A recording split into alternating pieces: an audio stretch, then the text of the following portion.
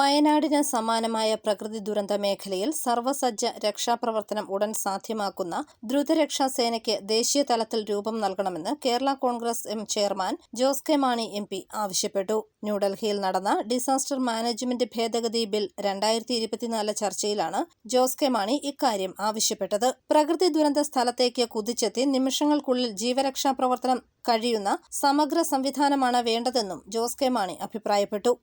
I would like to ask this Section 44A enabling provision for constitution of STRF.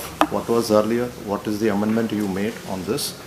And the second question is whenever there's a disaster takes place, could be an earthquake, could be a landslide, could be a flood.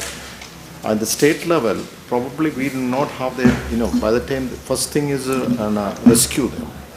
So the time taken for the center team or the expert team to come over there will take a long time. By the time the full damage would have been done, so generally it will take 1 day, 2 days, probably.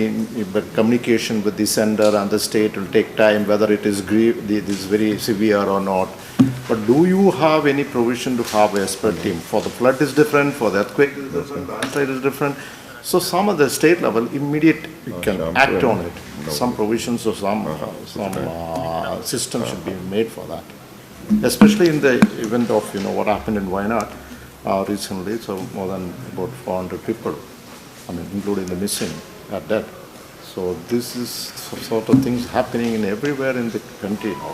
So what is the system? Immediate rescue team should be there. Any arrangement is being done. And what about the amendment in the constitution? What was there earlier and what is now enabling?